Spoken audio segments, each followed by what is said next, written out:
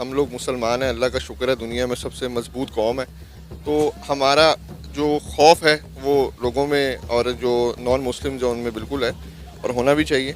लेकिन इसमें ये चीज़ है कि मैं फिर वही बात करूँगा कि गवर्नमेंट की मेन रिस्पॉन्सिबिलिटी है कि लोगों को oblige करे दूसरी कंट्रीज़ में, और अगर वो इस तरह से नहीं करेंगे तो ये चीज़ें जो हैं वो आए दिन आपको सुनने के लिए। बात करते करते हम थके नहीं थे। अभी अभी तो स्टार्ट ही हुआ था। कुछ दिन पहले जो हुआ, एक विजिट अमेरिका का इंडिया के प्राइम मिनिस्टर ने किया और उसकी धूम मच गई, और उस पर हमने बहुत से प्रोग्राम्स किए क्योंकि उसमें एग्रीमेंट्स ही इतने ज़्यादा हुए, उसमें बहुत सारी डेवलपमेंट्स ही इतनी ज़्यादा हुई कि हमें उसके ऊपर इतने ही प्रोग्राम करने पड़े। लेकिन अभी तो उसी की धूम मची हुई थी कि एक और विजिट भी आ गई। पीएम मोदी की एक शानदार अमेरिकन विजिट का भूत पाकिस्तान पर से उतरा नहीं था कि फ्रांस ने भी पूरे भारत को पीएम मोदी को इनवाइट करके एक सम्मान दिया है अपने बास्टिल डे परेड पर। शॉर्ट में समझाऊं तो हम जैसे रिपब्लिक डे 26 जनवरी को हर साल मनाते हैं, जहां पर हम अपने देश की संस्कृति, defence equipments, development in technology, agriculture and development in infrastructure दिखाते हैं, वैसे ही कुछ फ्रांस भी करता है। अब इसमें खास क्या है? खास ये है कि फ्रांस इस दिन पर विदेश के किसी भी गेस्ट को नहीं बुलाता है। बहुत कम हुआ है कि किसी देश के प्रतिनिधि को बुलाया गया हो, और ये सम्मान हमारे देश के पीएम मोदी जी को मिलने जा रहा है। प्लस इस परेड में हमारी इंडियन आर्मी मार्च करेगी, प्लस आखिरी में जो फॉर्मेशन ऑफ फाइटर और एरोप्लेन का होता है उसमें हमारे रफाले जेट भी कलाबाजियां कर कर दिखाएंगे। प्लस फ्रांस ने पूरा माहौल बना रखा है भारत के साथ अपने रिश्तों को मजबूत करने का, जैसे कि इंडियन नेवी के लिए शानदार रफाले डील रखेगा विद टेक्नोलॉजी ट्रांसफर, और एएमसीए जो कि नेक्स्ट जनरेशन एयरक्राफ्ट है जो भारत बना रहा है, उसके लिए jet engine make in India की थ्रू डेवलप करेगा साथ में मिलकर, और यूएनएससी मेंबर बनाने के लिए भी सपोर्ट देगा। ऐसी बहुत सी डीलें और एग्रीमेंट होंगी। और पीएम मोदी जी के जाने से पहले पाकिस्तानियों पर पाव पाव के बम फ्रांस ने बोरी में डाल के छोड़ दिए हैं। फ्रांस में दंगों के बाद पाकिस्तानियों पर बैन लगा दिया है। इसी पर पाकिस्तानियों का कहना है कि भारत एक बड़ी मंडी है, इसलिए भारतीयों पर कोई मुल्क बैन नहीं लगाता। प्लस हम मुसलमान हैं, इसलिए अमन पसंद लोग हैं, और मेरा कहना है कि इसलिए ये लोग पाकिस्तान छोड़ छोड़कर दूसरे के देशों में जा रहे हैं, और उस देश का कल्चर को अपनाने की जगह वो वहाँ पर प्रॉब्लम क्रिएट कर रहे हैं। ऐसे लोगों की वजह से पूरी दुनिया और भारत कहीं ना कहीं सफ़र कर रहा है।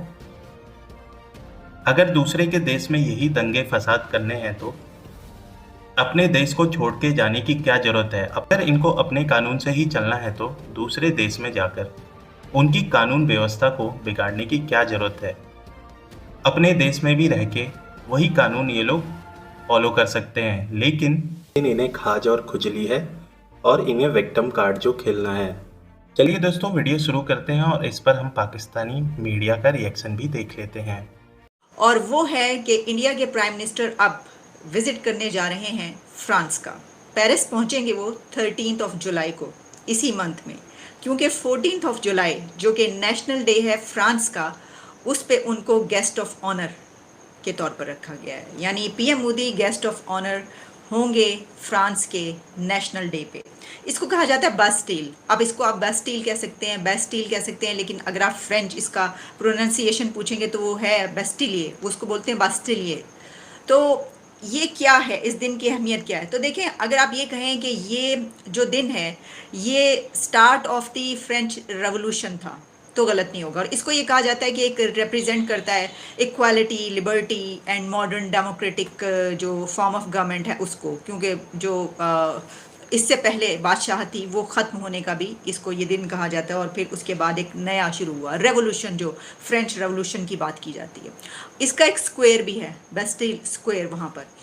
तो वहाँ पर गेस्ट ऑफ ऑनर होना वैसे तो किसी भी प्राइम मिनिस्टर के उसमें ये आ सकता है, होते होंगे इसी तरीके से, लेकिन देखिए हमने इससे पहले देखा कि इंडिया के पीएम जब अमेरिका गए हैं तो वहाँ पर उनको किस तरीके से बहुत ही ज़्यादा इज्जत मिली और बहुत ज़बरदस्त उनका वार्म वेलकम किया गया। और फिर उसके बाद जो जो कुछ होता रहा हम आपको बताते रहे। जितने दिन वो वहाँ पर रहे हैं, हर न्यू डे पर एक नई हमें खबर सामने मिलती थी कि ना सिर्फ ये कि उनके साथ किसकी मुलाकातें हो रही हैं, पूरा अमेरिका टूट पड़ा था उनसे वहाँ पर मिलने के लिए, और बिजनेस कम्युनिटी ख़ास तौर पर। लेकिन इसी के साथ हमने एग्रीमेंट्स जो होते देखे।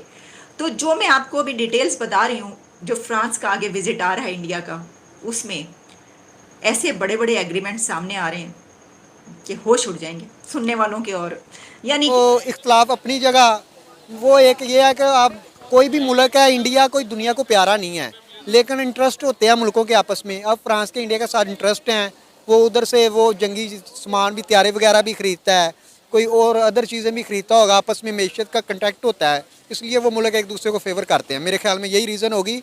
अदरवाइज़ जो कंट्रीज़ होते हैं रिलेशन, वो ये नहीं होता कि इंडिया उनको बहुत प्यारा है या पाकिस्तान नहीं प्यारा। ये इकानमी में डिपेंड करता है, तजारत पे डिपेंड करता है। इंडिया इस वक्त दुनिया की दूसरी बड़ी आबादी के लिहाज से मुल्क भी है, और इकानमी भी बिग इकानमी है, तीसरी चौथी पांचवी बड़ी इकानमी है, और लोगों का उधर तजारत ज़्यादा है, इसलिए उधर वो इतना जितना पाकिस्तान पे प्रेशर रखते हैं, इंडिया पे उतना प्रेशर नहीं रख सकते। लेकिन सर एक बात हमें माननी पड़ेगी कि ऑल ओवर द वर्ल्ड जो रिस्पेक्ट, जो डिग्निटी इंडिया को मिलती है, उस तरह से पाकिस्तान और दूसरे ममालिक में रहने वाले मुसलमानों को नहीं मिलती। अब आप देखें कि इंडिया के प्राइम मिनिस्टर नरेंद्र मोदी अगर कहीं पर चले जाएं तो किस तरह से लोग झुक झुक के उनका पाँव छूकर उनका इस्तकबाल करते हैं। देखिए, आप भी पाकिस्तानी, मैं भी पाकिस्तानी, लेकिन इसका आप ना वो देखें, ये वो मोदी का यहाँ इसमें ये कंट्री वाइज होते हैं रिलेशन, और हम माशी लिहाज से इतने कमज़ोर हैं। देखें, हम कशकोल उठा के भाग रहे हैं 1 बिलियन, किसी से 2 मिलियन, IMF से 3 बिलियन डॉलर के लिए। तो वो जो आपको पता है, बकारियों की तो घर में नहीं इज्जत होती, तो बाहर क्या है, ये वजह। और इंडिया का जो आपको माननी पड़ेगी एक चीज़, माशी लिहाज से इस वक्त वो स्ट्रांग है, लेकिन हमारे भी जो इस हवाले से हमें सोचना पड़ेगा, हमारे जो यानी कि आप कह लें मुक्तदरा हैं, जो इस मुल्क पे हुक्मरानी करते हैं डायरेक्टली या इनडायरेक्टली, उनको भी चाहिए कि मुल्क को कम से कम इस लेवल पे लेके जाए जहाँ हम बीएंगे पाकिस्तानी हमें भी फ़ख्र हो। और जहाँ तक इंडिया की ये है कि इंडिया आप देखें माशी लिहाज से इतनी तरक्की कर रहा है, दूसरा वो चाइना को टफ टाइम दे रहा है, और जो यूरोप कंट्री है या अमेरिका है, उनको वो चाइना को आगे जाते हुए नहीं देखना चाहते, और उसको इनकाउंटर करने के लिए भी वो इंडिया को सपोर्ट कर रहे हैं। एक ये भी रीज़न है, और दूसरा रीज़न ये है कि इंडिया खुद भी माशी लिहाज से बहुत आगे। वही बात करूँगा कि ये तो मतलब एक हम लोग मुसलमान हैं, अल्लाह का शुक्र है दुनिया में सबसे मजबूत कौम है। तो हमारा जो खौफ है वो लोगों में और जो नॉन मुस्लिम जो उनमें बिल्कुल है, और होना भी चाहिए। लेकिन इसमें ये चीज़ है कि मैं फिर वही बात करूँगा कि गवर्नमेंट की मेन रिस्पॉन्सिबिलिटी है कि लोगों को ओब्लाइज करे दूसरी कंट्रीज़ में, और अगर वो इस तरह से नहीं करेंगे तो ये चीज़ें जो हैं वो आए दिन आपको सुनने के लिए मिलेंगी। तो जो गवर्नमेंट के लोग हैं या गवर्नमेंट के जो रिस्पॉन्सिबल्स हैं, उनको चाहिए कि इस तरह की कोई पॉलिसी बनाएं ताकि लोगों को वहाँ जाके ऐसा महसूस ना हो कि वो पाकिस्तानी नहीं है या पाकिस्तान उनके पीछे सपोर्ट नहीं कर रहा।